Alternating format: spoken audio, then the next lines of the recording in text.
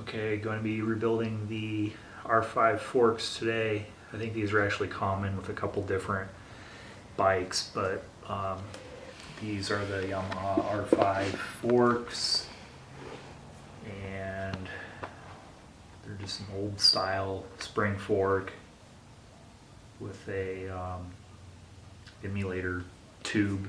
Nothing special. They don't really work extremely well, but I've already polished them and done all that, so they're nice and clean, which helps when you're rebuilding it as well, so none of the dirt and crap gets inside of them.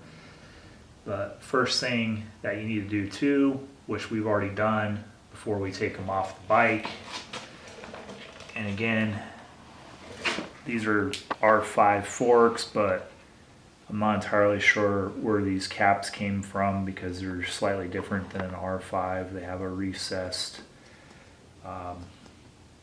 area that you have to stick a tool in. So what I actually used was this is a axle removal tool, different sizes, but so happens the 17 fits in there perfectly.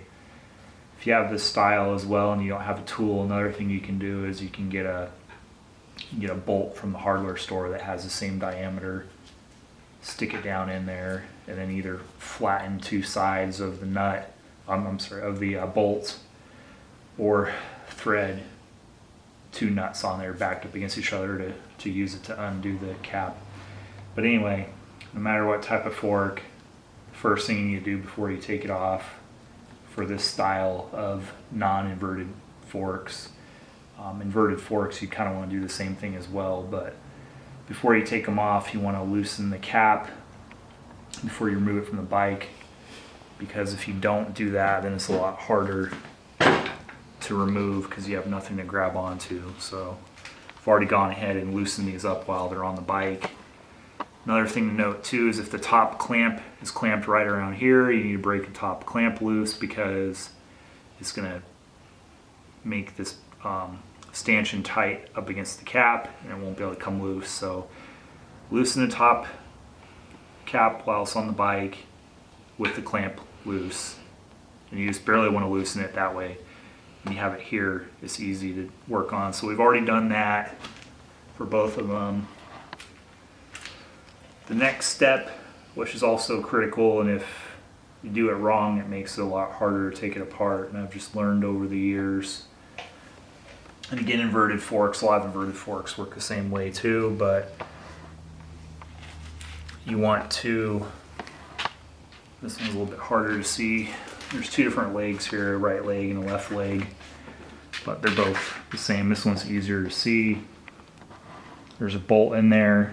That bolt goes into the emulator tube, and the emulator tube drops in through the fork. So the emulator tube has a top out spring, and that's actually what's keeping this whole thing together, is the emulator tube is bolted to the lower, which has already gone through the upper stanchion, and that keeps it all together. So you can't take the fork apart, you can't change the seals really. Well, you could change the seals, but it would be very difficult to do. You can't really do any of that until you take the fork apart. So the next critical thing to do before you start taking the cap apart is to loosen this bolt, which holds everything together. And the reason why I say you need to do that first is because if you take the cap off, you take the spring out, the spring is actually pushing up against and pushing all this together, pushing up against the emulator tube,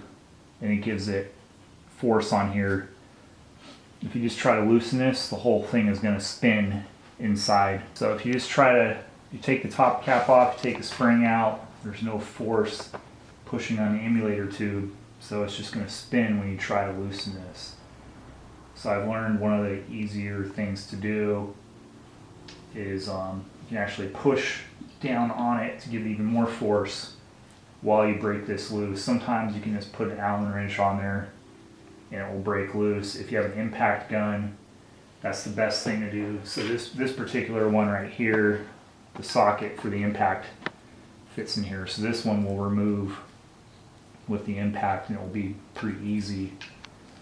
This particular one is a little bit harder because the socket I have is not long enough to reach down in there. So we're not going to be able to use the impact on this one. So I'll try turning it.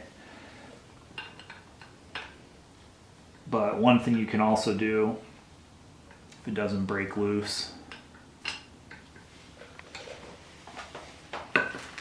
you can set it down on the ground and sort of like with impact. Move this one out of the way, so we'll work on it next. But sort of like what an impact gun would do, breaks it loose really quickly. And again, you just want to break this loose. You don't want to take the whole thing apart right now because then the spring is going to come flying out. I'm just trying to break it loose while it's under tension. But if you hit it really hard, really quick, it should break it loose.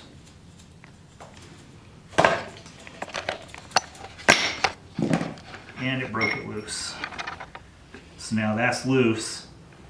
But again, you don't want to remove it all the way because if I remove it all the way right now with the spring, under compression, it's going to make this whole thing blow up. Well, it may not actually blow up because the ring, there's usually a clip in here that's holding the seals in and the bushings, so it won't just pop out, but it could. So that's broken loose. Top cap is broken loose.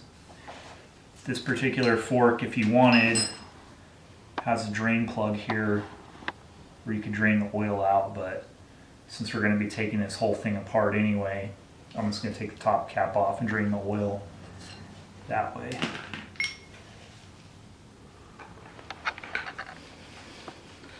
I want to watch out when you do this because the spring can pop out. I'm not sure how much pressure these ones have on them. Probably not a lot, but you never know.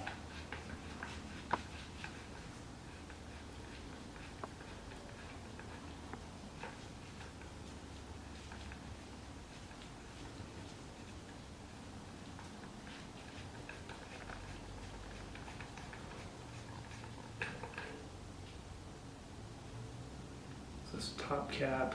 Then there's a preload spacer right here. I always want to make sure you watch how things came out. There's a preload spacer. Then there's a little collar on top of the spring. There's the spring itself. This filthy oil.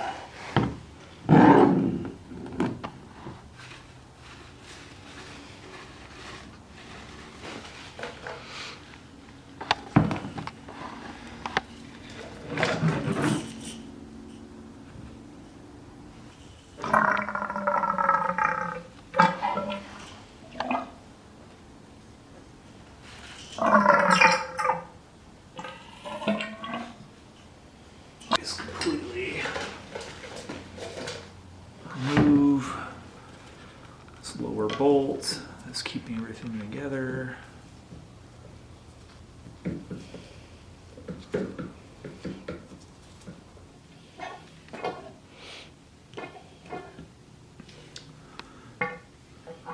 So even though I remove that bolt, it's not all coming apart because I have to take these seals off first. And there should be a clip underneath there.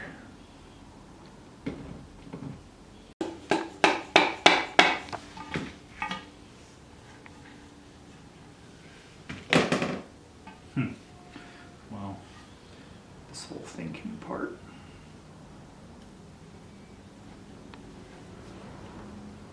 Which that does not always happen. But now you can see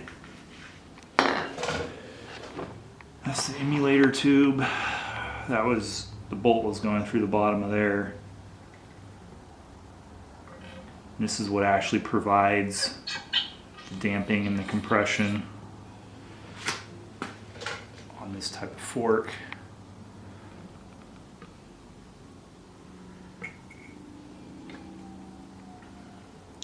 This is all really dirty. So I'm going to take all this out.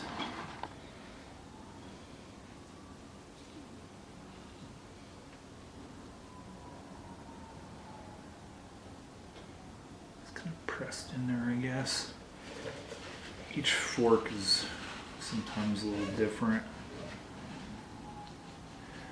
Yeah, so it looks like this particular one, you can see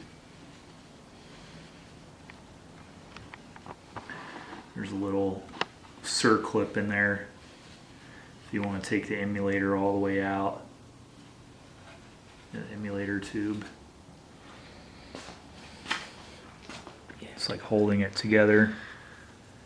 But, I mean, we don't really have a reason to take that apart. So I'm just going to leave it in there. I mean, we're going to clean all this out.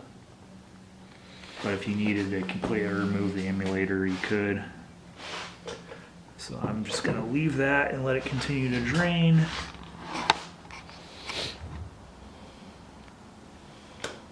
Try to knock that bolt loose. Stuck in there with crud.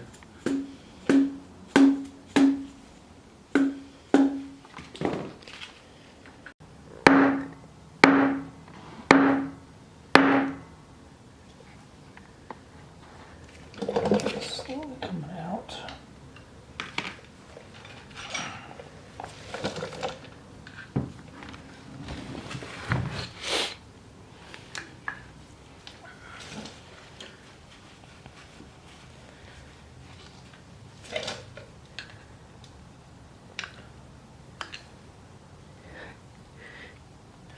Just a ton of crud in here.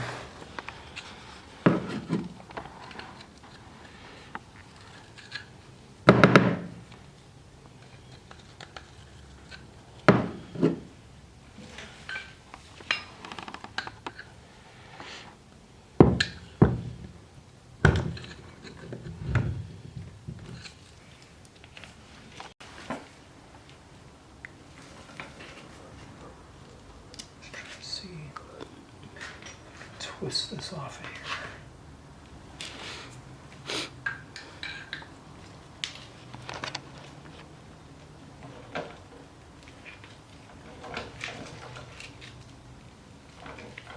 There, yeah, broke loose. I just figured that because this metal piece goes over the rubber seal. Usually they don't have this. This is like some weird design. I figure it's probably been stuck on there for a long time. So I'm twisting it. Yeah, now it's coming off.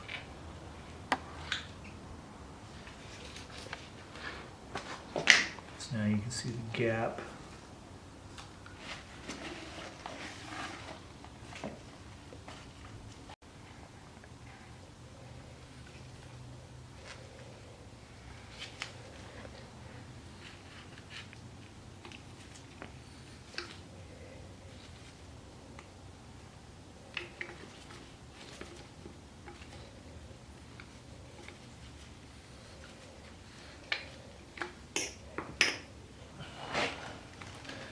That's the old wiper seal, and this will be the new one.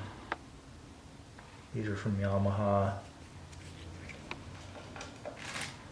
That's the outer wiper seal. It's supposed to keep dirt out from the forks. These ones are old. Stuck on here.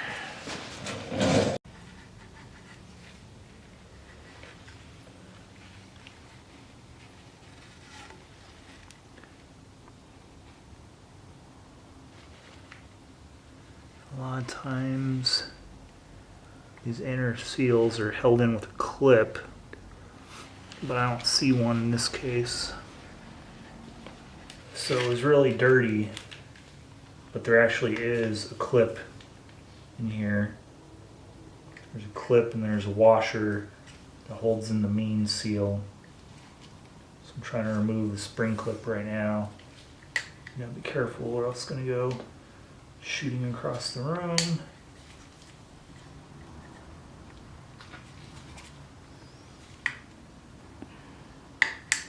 There we go. So that's popping up. I got you. Now the washer comes out, which is probably rusted in here. It holds down the top seal. And then you can get the main seal out a couple different ways. You can use a big flat screwdriver underneath. You just want to be careful though, because when it pushes down against this aluminum up here, you can dent it. So sometimes I'll stick another flat wrench underneath there, or you can stick a rag to help protect it. So you can use a flat blade screwdriver, or if you have one of these seal pullers like this, you can use that. Big flat screwdriver usually works best.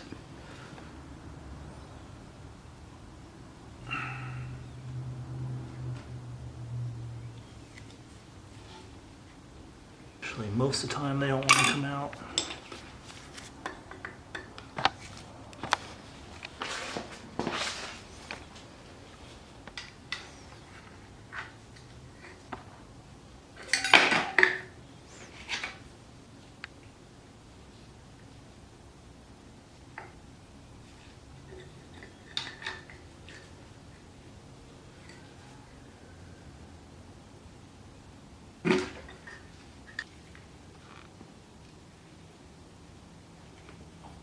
Yeah, I moved.